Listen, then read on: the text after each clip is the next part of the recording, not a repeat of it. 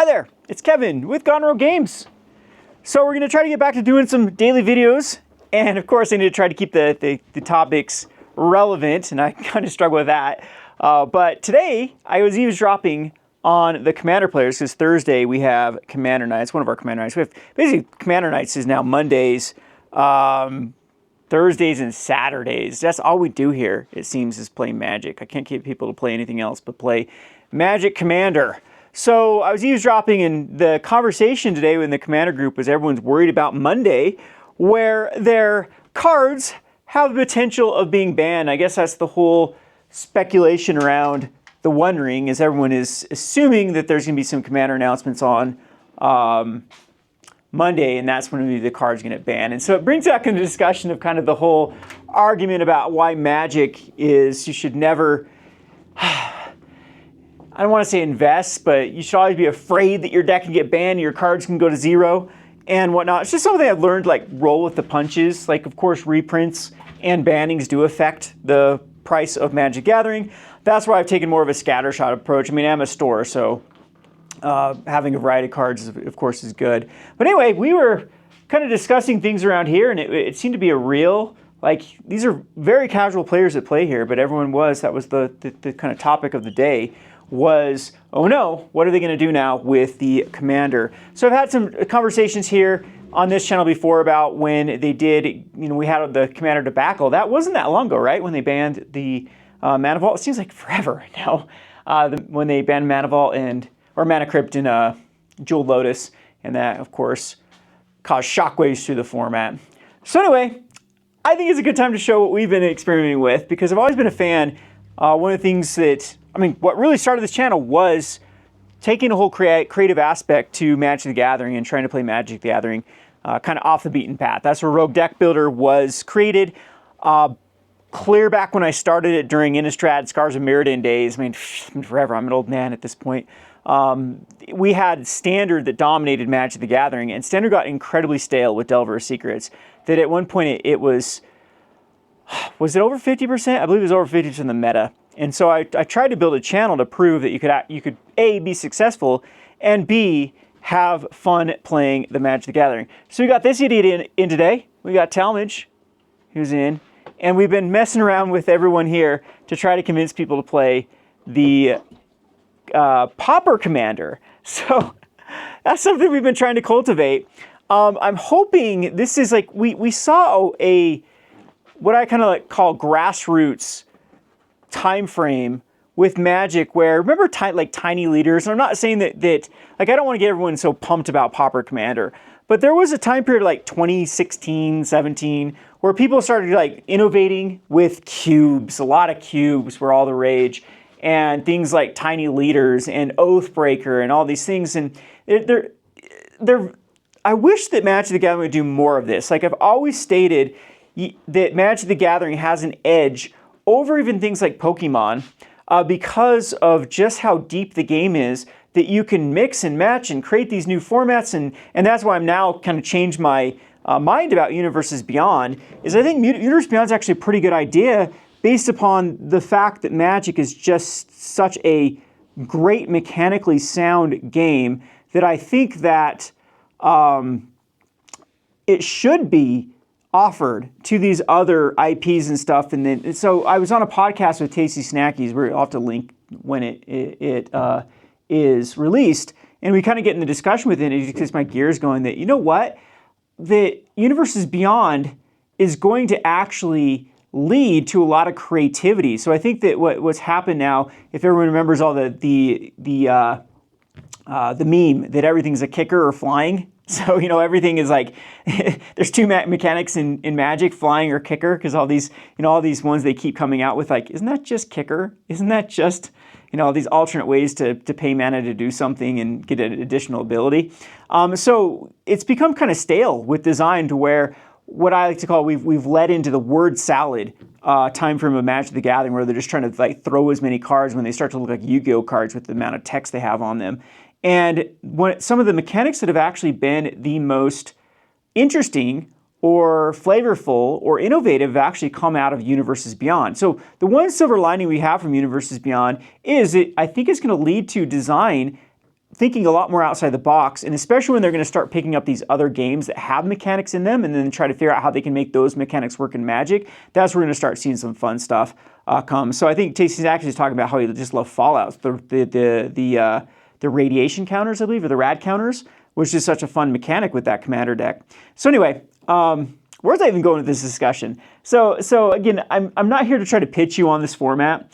I think these kind of videos will be kind of fun to talk about, what happened in the shop. So that's kind of the what we're trying here is, I won't play Commander. I'm not going to touch it. The power creep has ruined the format. It is just, even casual Commander at this point, is just this sort of Pillow Forte wombo combo type of environment, and I just have no interest in playing. It's fun to build Commander decks, play it once, and then scrap them. So we've been trying out too with this format of, now that everyone's so worried about their cards being banned, called Pauper EDH. And I know it's been around for a long time, Pauper Commander. I have just looked into it, and I know there's like some boogeyman decks and problems with the but it seems like it's pretty fun. So Talmadge and I have sat down and we've built some decks. Maybe we'll show them. Maybe I'll make a fun deck if we can get Talmadge in here to actually showcase the decks that we made. And then, yeah, I'd like to get everyone's thoughts on what they think about it, because I mean, this is really, in my opinion, what makes Magic so beautiful. I guess that's where my conversation was going, and where it gets the edge over Pokemon, is just the utility, the ability to play your cards. And yes, they can get reprinted. Yes, they can get banned.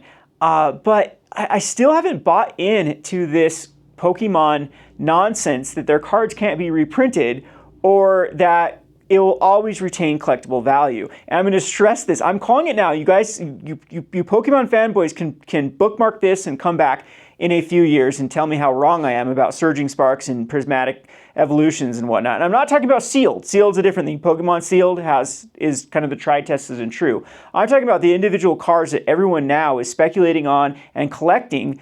I am calling it now. I'm thinking that Pokemon is going to go through the baseball card era of the collectability creep, where if they want their next set after Prismatic Evolution, are people going to, what can they do at that point to get people excited?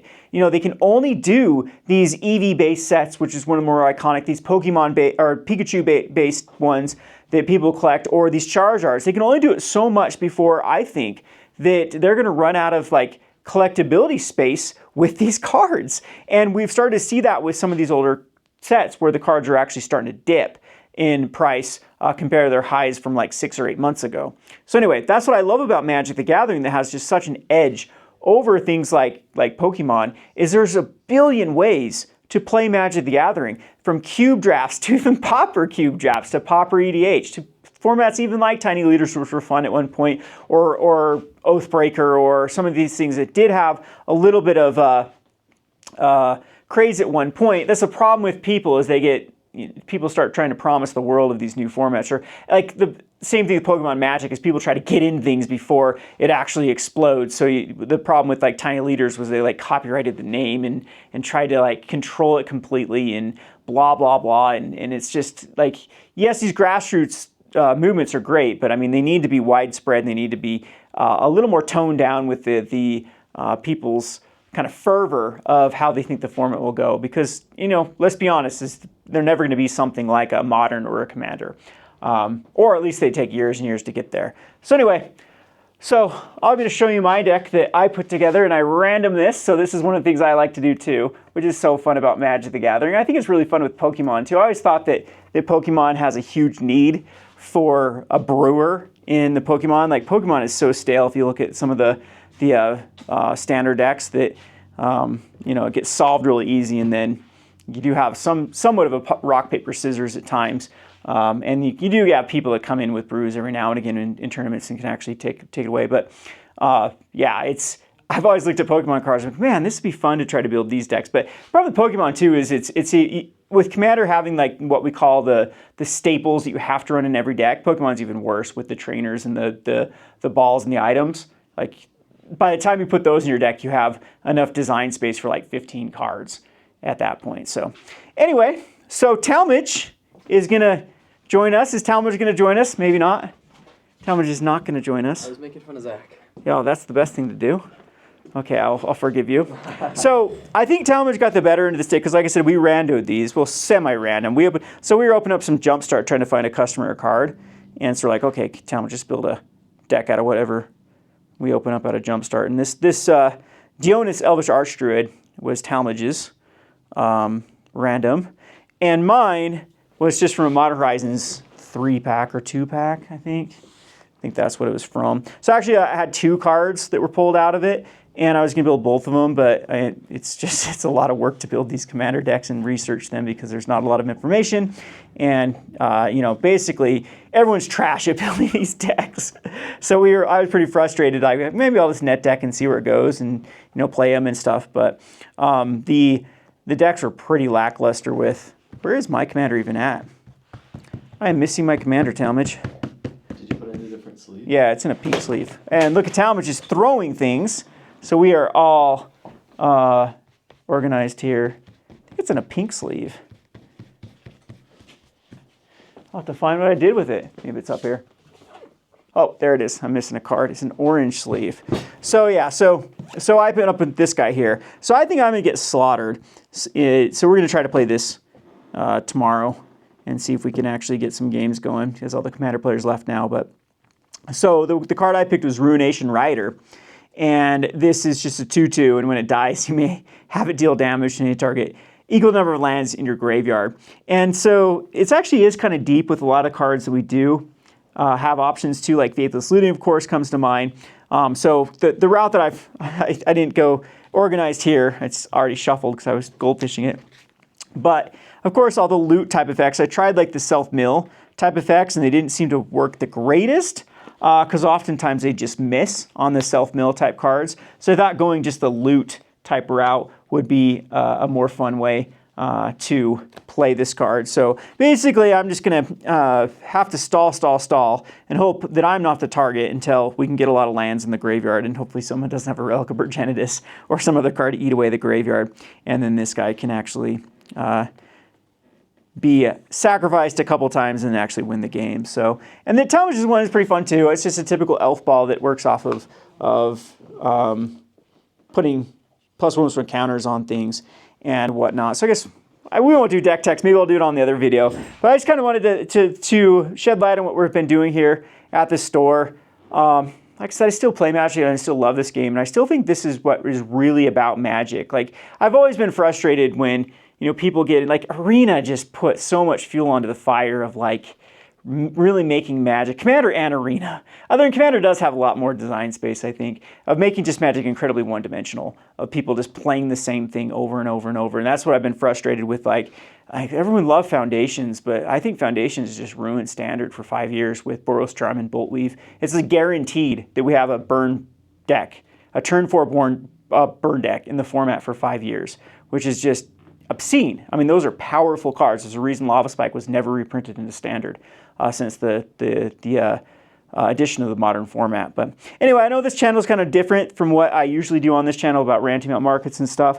Again, maybe this is more suited for going back to the Rogue Deck Builder, but I always want to revive that channel and be more high quality with my video edits and stuff, but I don't know. I don't know where that channel is going to go. But for now, you're just going to get me ranting and talking shop. And maybe we can get more videos with this idiot. He used to do our Gone Rovers back in the day, and those are super nostalgic. Someone actually commented on, like, "Oh, I've seen your Gone." Not much to even do with the like Matt Gaming. They used to watch them just because we were in it. Someone we both know. Anyway, that's all I've got for today. I'll see you guys tomorrow. Thanks for watching.